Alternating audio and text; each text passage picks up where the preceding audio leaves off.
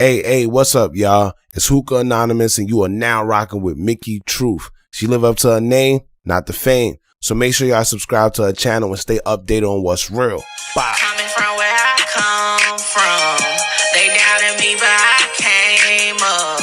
I made it through the storm, trying to conquer the world. I made it through the storm, trying to conquer the world. Coming from where I come from, they doubted me, but I came up. I made it through the storm, trying to conquer the world. I made it through the storm, trying to conquer the world.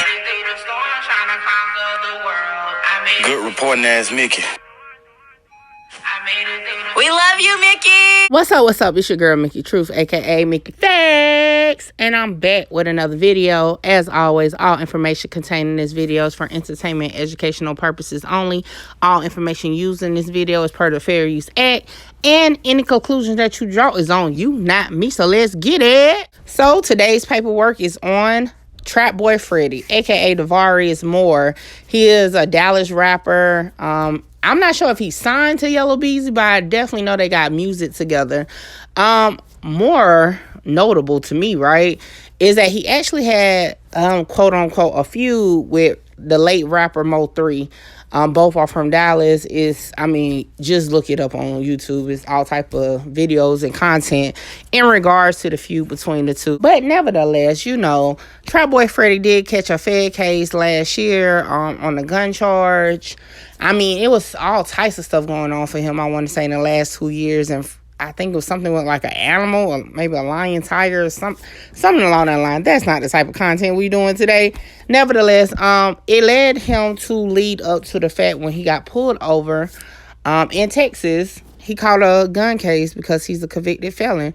And we're going to get into that federal case because guess what? He recently accepted a plea in the last, I want to say, few weeks. And I have it. So let's get into it. So let's start with the indictment. The grand jury charges us count 1, possession of a firearm by a convicted felon. It says on or about March 30th, 2022 in the Dallas Division of Northern District of Texas. The defendant, Devarius Dantes Moore, aka TrapBoy Freddy, knowing that he had been convicted of a crime punishable by imprisonment of a term exceeding 1 year, did knowingly possess in and affecting interstate and foreign commerce a firearm, to wit, a Taurus TCP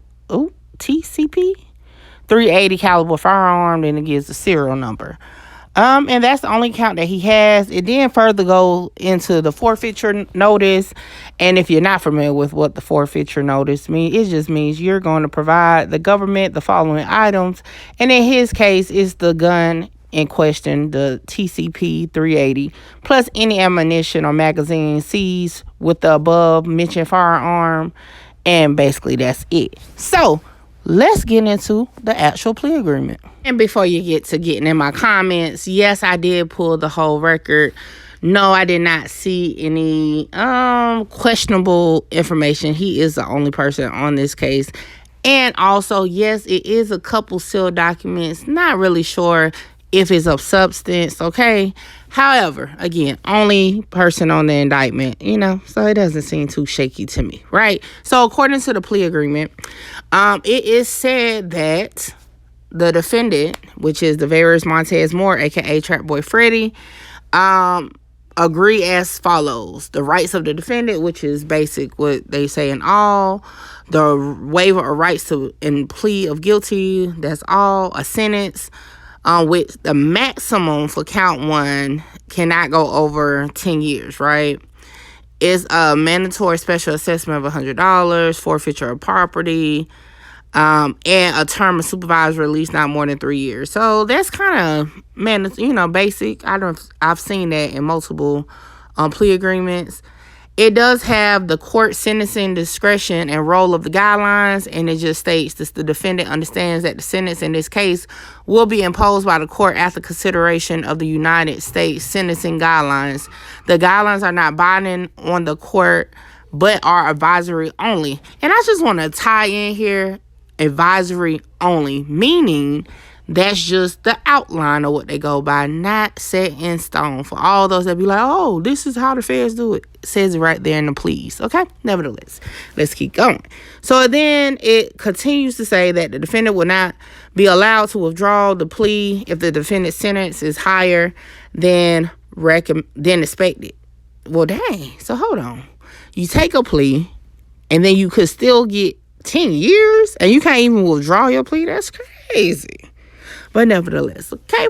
Now, it does say, as a result of this plea, the government agrees that it will recommend a sentence within the guidelines as determined by the pre-sentence report and in the agenda, and will not seek a upward variance, okay? Now, it goes on to number 7.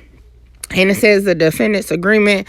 The defendant shall give complete and truthful information and or testimony concerning the defendant's participation in the offense of conviction. Upon demand, the defendant shall submit a personal financial statement under oath, blah, blah, blah. That's kind of standard. Now, I just don't want nobody to get misconstrued. One thing about taking a plea is with the feds, I'm going to say with the feds because, you know, states be different depending on what it is. However, you have to accept responsibility for your charge that you're pleading guilty to, period.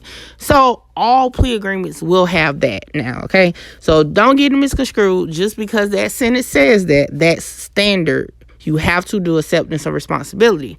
Now, per the full plea agreement, which is available on Pacer for those who would like to look, it is actually document number 60 for the case that's listed in the video.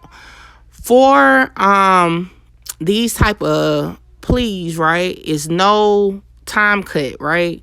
Meaning you don't hear nothing about a 2-point reduction or nothing like that. So his plea agreement is just standard, like, yo, I'm just trying to get this over with. Yes, I had a gun, blase, blase. And yes, the photos that you see in the video are actually from the Fed case file that they provided in one of the motions from the government. So nevertheless, as of right now, TrapBoy Freddy will be sentenced in September of 2023. He is currently out per the paperwork, so he's not locked up right now. But that's what we have. How much time will he get? Well, we won't know until, guess what? September. So with that, make sure you like, comment, share, subscribe, tell a friend to tell a friend. Now pull up and holla.